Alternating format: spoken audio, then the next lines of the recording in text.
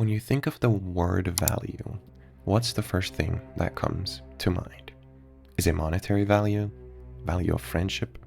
Value of life, even? Or maybe it's your own self-worth.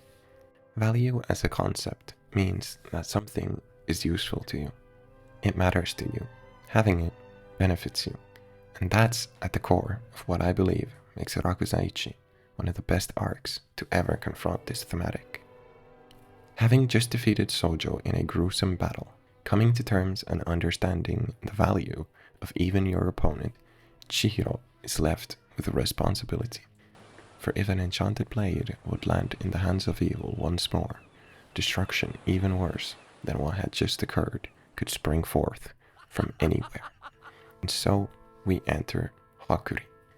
What was at that point just a random stranger who Chihiro ended up saving due to circumstance, but ended up being much, much more than that.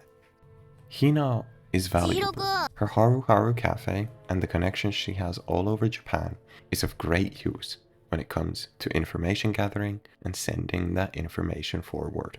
Shiba is of great value. Having been a renowned fighter in the Seitei War, his utility and method in battle is close to none.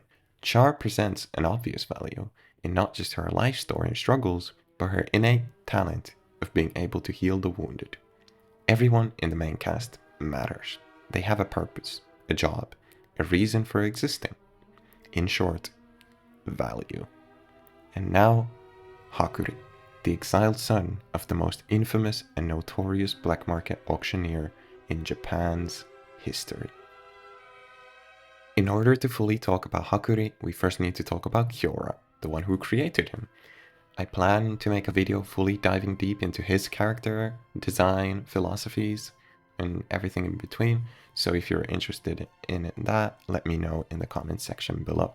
Kiora is a father of many children, which is important because it gives him one edge over everyone else: experience and control. Having been in the field for what is now close to a decade, Kiora is remarkably good at seeing the true value in things. And to set the stage, everything that exists in the Kagurabachi world has value. Objects, animal skeletons, rare fish species, human slaves, and yes, even his own children. It's good to know, however, his twisted and flawed sense of what the word value actually means. And so, he sets up a hierarchy of sorts, the toll. 4 exceedingly remarkable talents in terms of sorcery, emotional intelligence, and maturity. If you haven't caught on by now, establishing a hierarchy, by definition, creates a numerable value. Children with potential have more value, therefore rise higher up in the hierarchy, while those who don't are left at the bottom. Kiora also cares for his children with that value in mind. Those in the high echelon, the toll, get to stand side by side with him during the Rakuzaichi, while those ranked lower get placed on guard duty or even further away. As of writing this script, chapter 30, there isn't yet a fully explored motive on why Kiora enjoys leading the underbelly of society, but we do have one line to go off of that really puts into perspective his philosophies in life. A business deal with no risk is simply boring. In short, Kiora likes the thrill of the hunt. It's not some grandiose purpose or justification that he makes for it. The man is clearly aware of the things he does being bad, but someone spoiling that thrill, he will not accept. Not just him, but the family as a whole. It is tradition after all. Breaking something sacred would obviously lead to equal amount of consequence. Hakuri was born to be cursed. For reasons yet unexplained, the boy cannot use sorcery, and even his physical capabilities are average at best. In the world of the Sazanami, and in the eyes of Kiora, this boy was truly worthless. What made that worthlessness even more apparent was his defiance over the Rakuzaichi, the cause of his exile. The only reason that exile wasn't changed to murder, was purely out of Kiora's empathy and his love for those who belong in his family. Hakuri meeting Chihiro is his first step towards redemption. The first step towards realizing that maybe what Kiora said wasn't true after all. Being needed, being necessary, being helpful, all things he could now offer to this samurai that changed his life. And then he got caught. And in order to get Hakuri back, Chihiro had to give up what is inarguably his most valuable possession, his enten. When Kiora first comes in contact with the enten, he expresses his gratitude for even being able to do so. Enchanted blades are revered in history for their part in ending the war, but what Kiora sees is far more than that. The lives they've stolen, the value of a murder weapon. In his words, nothing is of more value than life, and by extension, katana that take life are extremely valuable. Just as you'd be out of your mind to trade a brand new Tesla for a broken, shattered in pieces Honda Civic, so too would it be absolutely ridiculous to trade an enchanted blade for a worthless human being with no value to offer. And yet, Chihiro goes forward with the trade. Now granted, with hindsight, this was a trade he saw coming and planned for it, so you can't really call it a risk.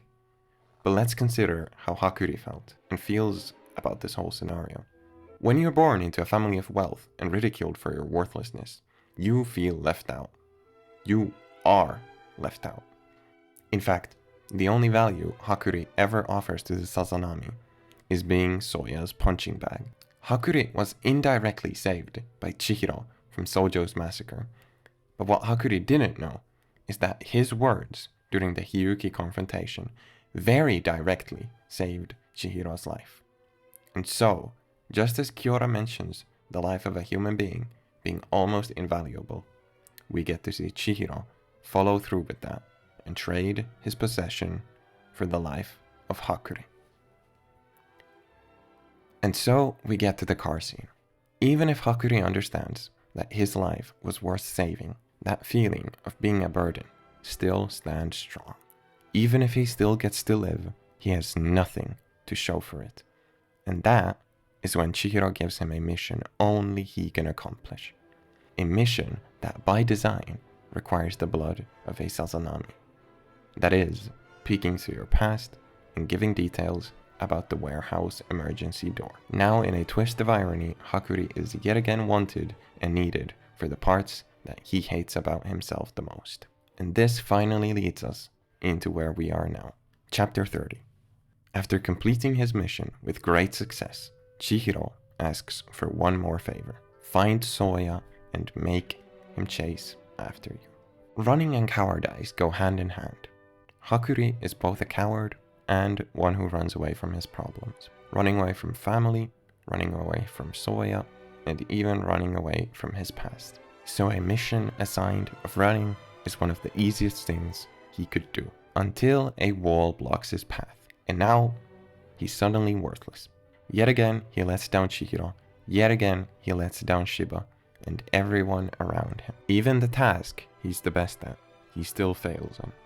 And that is when we get Hakuri's true value. Hakuri's mantis plays a clear role in what he's purposefully shut away. The mantis, aptly named samurai, is one who fights with dignity. The mantis is known as a fighter that makes even creatures like snakes, lizards, and birds fear for their life. And it's all because of this fearless attitude against those conceivably stronger than them. When he first meets Chihiro, he labels him samurai. But it is also a goal of Hakuri that chance meeting with Chihiro quite literally sparks up his heart with newfound fire, and he begins his journey towards being a samurai. Someone dignified, honorable, respected.